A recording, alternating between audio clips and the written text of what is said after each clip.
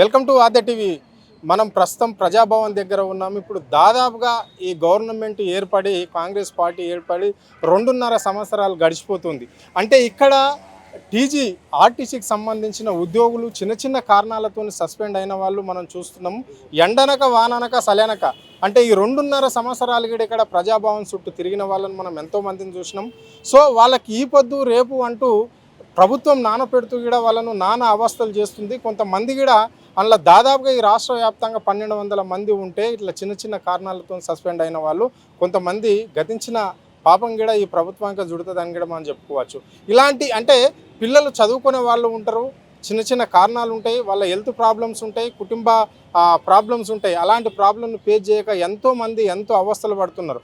వాళ్ళు ఎందుకంటే కార్మికులు చిన్న స్థాయి ఉద్యోగస్తులు కాబట్టి అలాంటి వాళ్ళపైనే జులుము చేస్తుంది. కానీ ఈ ప్రభుత్వం ఎన్నికల మేనిఫెస్టోలో కావచ్చు, లేకుంటే అధికారంలో రావడానికి ఆర్టీసీ వాళ్లకు అన్ని హామీలు నెరవేరుస్తాం, ఇట్లా సస్పెండ్ అయిన వాళ్ళకి కూడా మళ్ళీ తిరిగి పోస్టింగ్లు ఇస్తామని చెప్పిన ఈ ప్రభుత్వం మరి ఇప్పటి వరకు ఎందుకు ఇవ్వలేదు ఏంటి అని చెప్పేసి అడిగి తెలుసుకునే ప్రయత్నం మనం చేద్దాం.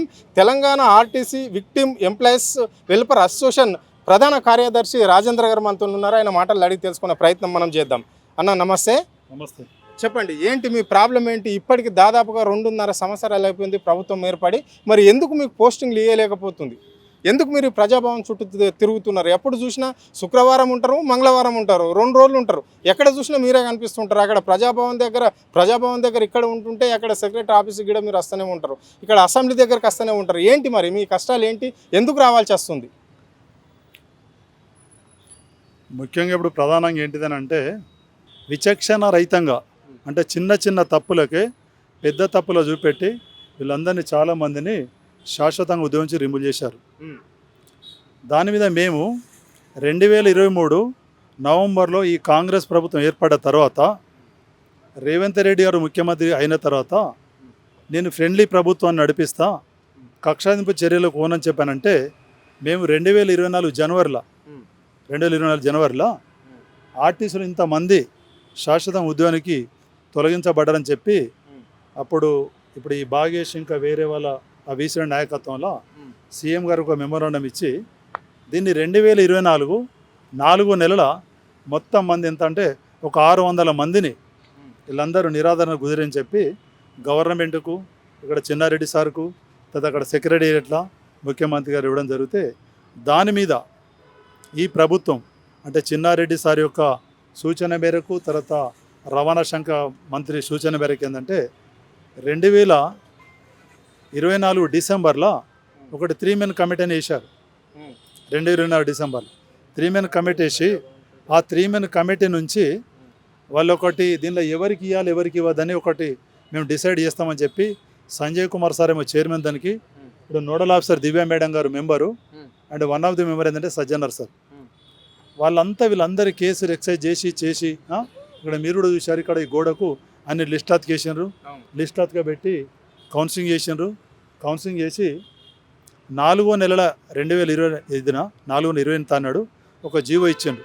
ఎవరు? Special chief secretary transport Vikas sir. ఏంటంటే వీళ్ళ కేసులని మేము చూసినాము, ఒక్కసారి మీరు మానవీయత కోణంలో వీళ్ళందరికీ ఉద్యోగాలు ఇవ్వండి అని చెప్పి ఈ స్పెషల్ చీఫ్ సెక్రటరీ గారు ఆర్టీసీ బస్ భవన్ ఉన్నట్టు ఎండి సార్కు ఆ జీవో ఇవ్వడం జరిగింది. ఆ జీవోని బేస్ చేసుకొని మళ్ళీ తర్వాత ఇక్కడ వీళ్ళందరికీ కౌన్సిలింగ్ చేశారు 400 మందికి. ఆ రోజు నేను కౌన్సిలింగ్ అయితే నీకు ఉద్యోగం ఇవ్వని చెప్పి నన్ను నిలగొట్టారు. అంటే నేను ఉద్యోగం ఎక్కినా, నేను కోర్టు ద్వారా ఎక్కినా, నాకు ఏమంటే ఎక్కువ. అయితే పోయిన తర్వాత ఈ 3 మెన్ కమిటీ ఏదైతే సిఫారసు చేసిందో దాని మీద వీళ్ళందరికీ ఉద్యోగాలు ఇస్తే అయిపోద్ది. దాని మీద మళ్ళీ ఏం చేశారంటే మా ఆర్టీసీలో ఆ పోయిన పాత సారు అట్లా మనం ఒప్పుకోవద్దని చెప్పి దానిలో మళ్ళీ ఒక సబ్ కమిటీ వేశారు.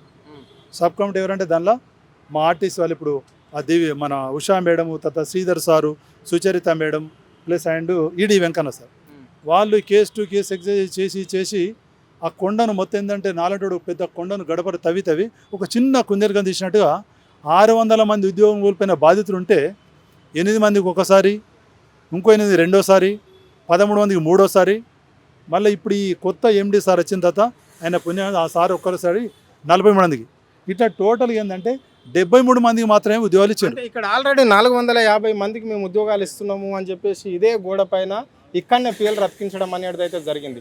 ఇంకా త్వరలో ఇంకా కొంతమంది ఉంటారు, ఇంకా 50% ఉంటారు కాబట్టి 60% ఉంటారు. వాళ్ళది కూడా తప్పులు ఒప్పులు చూసి వాళ్ళకి గిడి ఇచ్చేస్తామని చెప్పారు. మరి మొన్నటికి మొన్న మీరు ఆర్టీసీ వాళ్ళు సమ్మె చేస్తే ఇక్కడ 32 మీ సమ్మె డిమాండ్లు ఉంటే మీ డిమాండ్ కూడా ఒకటి ప్రధానమే అని చెప్పేసి కూడా అక్కడ పెట్టిరు అని చెప్పారు. మరి అది ఎంతవరకు వచ్చింది? 22, 23, 24 ఏప్రిల్లో 3 రోజులు సమ్మె చేస్తే ఆ సమ్మెలో పెట్టినటువంటి ఎజెండాలా ఈ రిమూవ్డ్ కార్మికుల ఒక అంశము 24 అంశం. దానిలో కూడా ఏమన్నారు, మీరు ఎత్తిన మొత్తం అంశాలన్నీ మేము ఒప్పుకుంటున్నాం ఎక్సెప్ట్ 3. ఒకటి ఏంటంటే గవర్నమెంట్లో విలీనము, రెండోది పిఆర్సీ, మూడోది యూనియన్లను పునరాగమనం. ఇవి తప్ప అంటే మరి ఆ 3 పోతే 29 ఒప్పుకున్న దాంట్లో ఇప్పుడు 24 అంశం ఇది ఉంది కదా, ఇంకా మీకు ఏం అడ్డం వస్తుంది?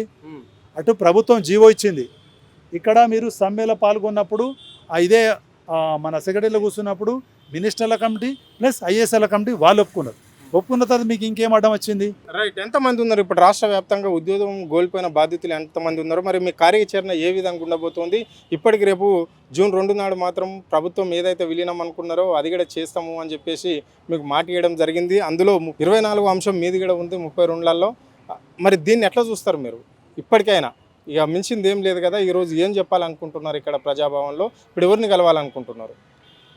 ఇప్పుడు దీన్ని ఏం చేస్తామంటే ఇప్పుడు ఈ మాత్రం ఇచ్చినటువంటి మా కార్మికులు కూడా మీరు చూశారు, అక్కడ లిస్ట్ వేసిండ్రు. దివ్య మేడం గారు ఏంటంటే 10 రోజులు అని చెప్పి 2 ఏళ్ళ మేడం గారు కాలయాపన చేసిండ్రు. ఇప్పటి కూడా ఏంటంటే ఈ యొక్క సమస్యను దీన్ని చిన్నారెడ్డి సార్ ద్వారా ఒక 2 నిమిషాల అపాయింట్మెంట్ నేను ముఖ్యమంత్రి గారు కోరుతా. 2 నిమిషాలు సరిపోతాయి నాకు. 2 నిమిషాల్లో ముఖ్యమంత్రి గారి దగ్గరికి ఈ విషయాన్ని చేరవేరుస్తాం. మొన్న మా జేఏసీ నాయకులు కూడా, మా జేఏసీ నాయకులు ఎవరైతే ఉన్నారో వాళ్ళ పేర్లు అవసరం లేదు, వాళ్ళ దగ్గర కూడా నిబద్ధత లేదు, వాళ్ళ కూడా క్వాలిటీ లేదు. ఎందుకంటే ఇప్పుడు కార్పొరేషన్ ఏదైతే మేనేజ్మెంటు అన్ని వీళ్ళ ప్రాబ్లమ్ సాల్వ్ చేస్తా అన్నటువంటి దానిలో అన్నింటికన్నా ఈజీగా సాల్వ్ చేసేటువంటి విషయం వీళ్ళది. ఎందుకంటే వీళ్ళ గవర్నమెంట్ జీవో ఉంది, తర్వాత వీళ్ళన్ని కేసులను ఎక్సైజ్. వీళ్ళు ఎంత పెద్ద తప్పనయ్యని వీళ్ళన్నీ ఈ తప్పు చేసి నీకు ఇవ్వరాదని చెప్పి మా సిపిఎం మేడం గారు రికమెండ్ చేస్తే, అరే ఎంత పెద్ద తప్పనయ్యని. ఇప్పుడు సపోజ్ ఇతను ఉన్నాడు 100 రూపాయలు ఫ్రాడ్ చేసిండు, ఆయన 200 ఫ్రాడ్. ఈ 100-200 రూపాయలతో ఏం చేస్తాడు ఆయన? మా అంటే బిర్యానీ తింటాడు, అంతగానే ఎక్కువ అయ్యాడు కదా. ఇది ఏకంగా ఢిల్లీలో ఏంటంటే ఎస్టీ జాతీయ కమిషన్ కూడా నేను చెప్పాను, అంతర్ సింగ్ ఆర్య అని చెప్పి national commission for schedule tribes, అక్కడ కూడా చెప్పిన చేతి వాళ్ళు కూడా రివ్యూ పెడతాన్నారు. జాటో దుస్సేన్ నాయక్ సార్ కూడా చెప్పాను. ఇప్పుడు వాళ్ళు ఎంత పెద్ద తప్పనేని ప్రభుత్వం ఏంటంటే మేము కనుక అధికారంలోకి వస్తే మీకు ఆర్టీసీలో కానీ ఏ ప్రభుత్వ ఉద్యోగస్తులు మేము ఏంటంటే కక్షాదింపు చర్యలు కొన్నారు, దాన్ని అమలు చేయమంటున్నాను నేను. వీళ్ళంతా ఎందుకంటే ఈ ప్రభుత్వం ఏర్పడటానికి వీళ్ళందరూ కాంట్రిబ్యూటర్సే కదా. నేను ఓటేశాను, నా ఇంట్లో వేసాను, మా బంధువులు వేసాను, మా ఫ్రెండ్ వీళ్ళందరూ ఓటేసాను కదా. మరి ఎలాంటి న్యాయం జరుగుతున్నది ఇప్పుడు ఈ 2.5 సంవత్సరాలలో ఆర్టీసీకి ఎలాంటి న్యాయం జరిగింది?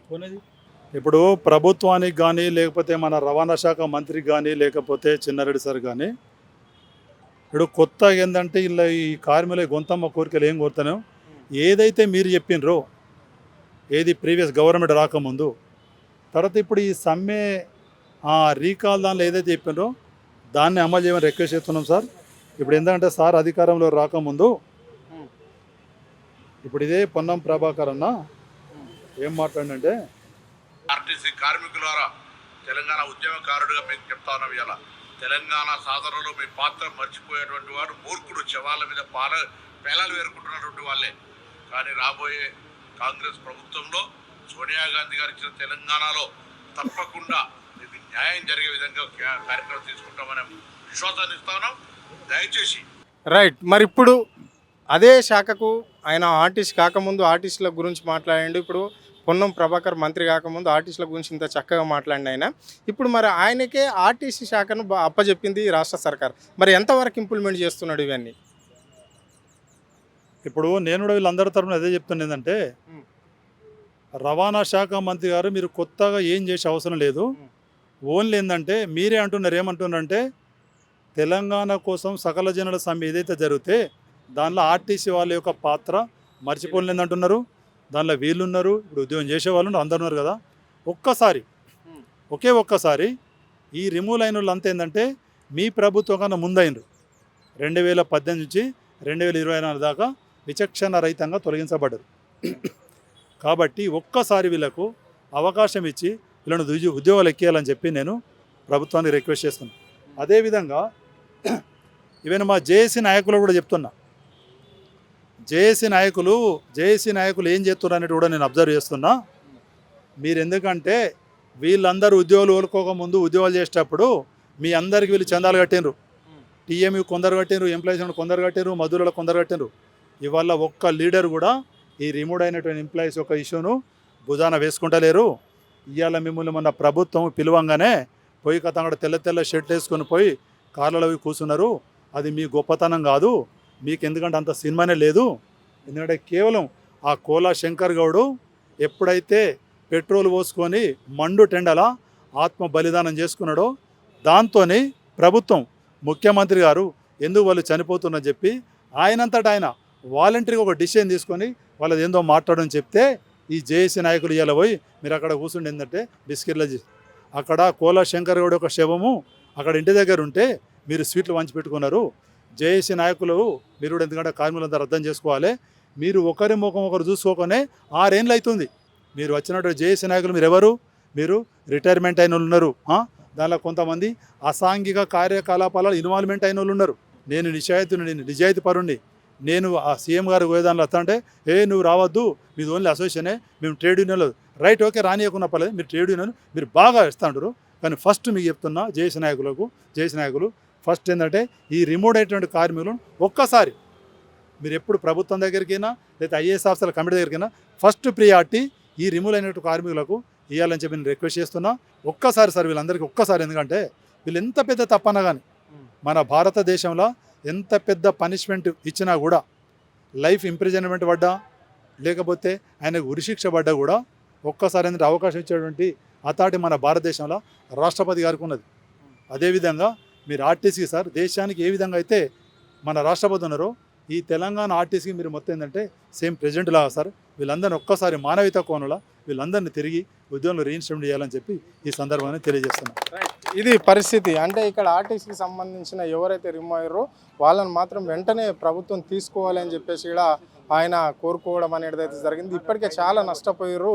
అంటే దాదాపుగా 5-6 సంవత్సరాల నుంచి వాళ్ళు ఇక్కడ ఎంతో నానా అవస్థలు పడుకుంటా కుటుంబాన్ని ముందుకు తీసుకుపోతున్నారు. ఎంతో మందికి ఇస్తామని చెప్పిన ఈ ప్రజాప్రభుత్వం మా ఆర్టీసీకి ఎందుకు అన్యాయం చేస్తుందో అర్థమవుతలేదు. మొన్న 32 మేము అంశాలు పెడితే మాది కూడా అందులో ఒక ప్రధాన అంశమే రిమైన వాళ్ళని తీసుకోవాలని చెప్పేసి కూడా 24 అంశం కింద పెట్టారు. దానికి కూడా ఒప్పుకున్నారు. మరి ఇప్పటి వరకు ఎందుకు ఉద్యోగాలు ఇవ్వలేరు అని చెప్పేసి ఆయన అడుగుతున్నాడు. ఈ ప్రభుత్వ వైఖరి పూర్తిగా మార్చుకోవాలని చెప్పేసి కూడా ఆయన కోరుకోవడం అనేది జరిగింది. కెమెరా పర్సన్ కళ్యాణ్ తో అరుణ్, ఆద్య టీవీ, హైదరాబాద్.